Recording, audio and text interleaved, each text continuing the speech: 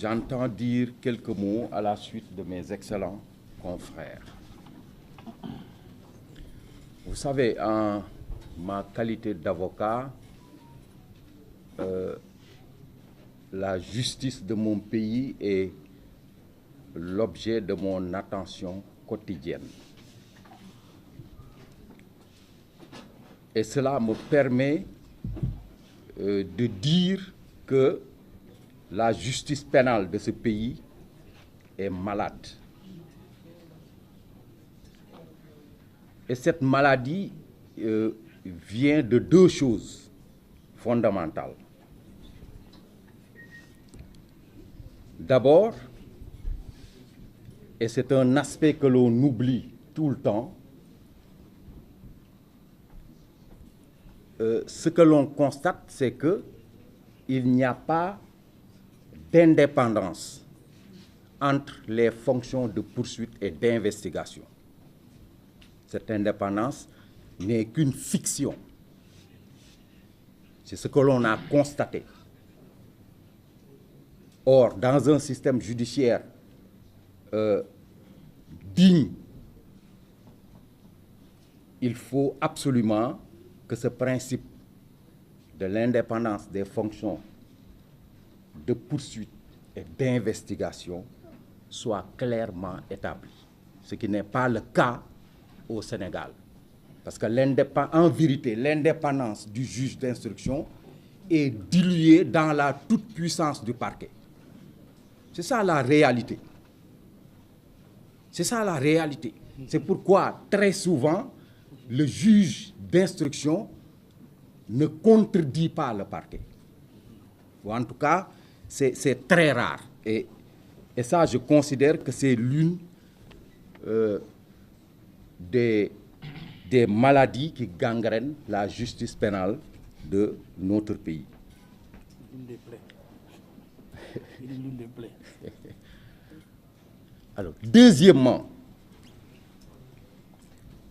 je considère que notre justice est confrontée, la justice pénale en particulier, est confrontée à un problème très sérieux. C'est la question de l'interprétation de nos lois de procédure et de nos lois de fond. Et ce que l'on constate, c'est que dans certains cas, volontairement ou non, il y a une interprétation paresseuse, si je puis m'exprimer ainsi, paresseuse de certains textes. Et cette paresse dans l'interprétation est dangereuse pour les libertés des citoyens. Extrêmement dangereuse. Et c'est pourquoi, d'ailleurs, il est rare de constater des revirements de jurisprudence en matière pénale.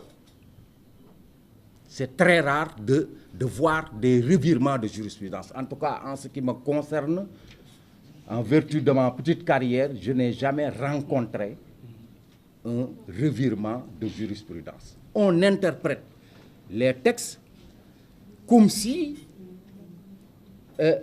la parole du juge était une parole d'évangile, comme si les interprétations que les juges font des textes sont immuables, alors que le droit doit évoluer.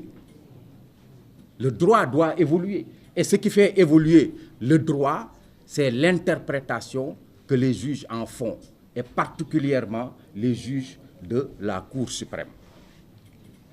Et que donc, il faut absolument que cette question de l'interprétation de nos lois pénales soit réglée, et c'est la Cour suprême qui doit jouer ce rôle.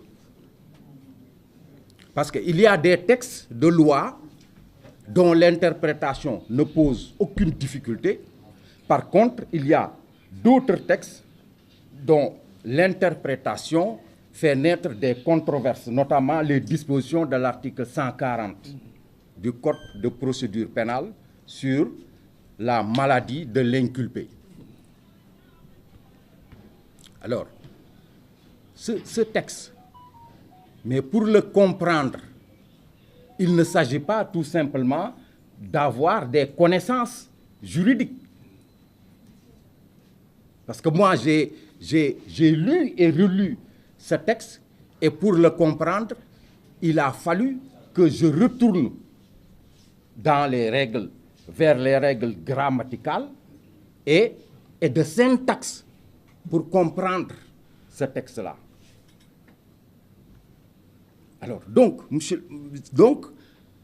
c'est cet effort de réflexion autour de nos textes, n'est-ce pas, qui manque à notre justice pénale. Et je pense qu'il est temps que cette question soit également réglée. Et pour finir, et mes confrères l'ont dit tout à l'heure, ce qui m'étonne au Sénégal, c'est que les questions de droits de l'homme sont absentes de notre justice pénale. Elles sont absentes de notre justice pénale. On l'a dit tout à l'heure, il y a la Charte africaine des droits de l'homme, il y a la Déclaration universelle des droits de l'homme. Revisitez toute la jurisprudence sénégalaise, vous verrez que nos magistrats se limitent au texte du Code pénal et du Code de procédure pénale. Alors que les questions de droits de l'homme sont au cœur du droit pénal moderne. Voilà, donc ce sont les quelques observations que je voudrais faire pour vous dire tout simplement qu'il y a beaucoup de choses à améliorer dans la justice pénale de notre pays. Je vous remercie. Merci.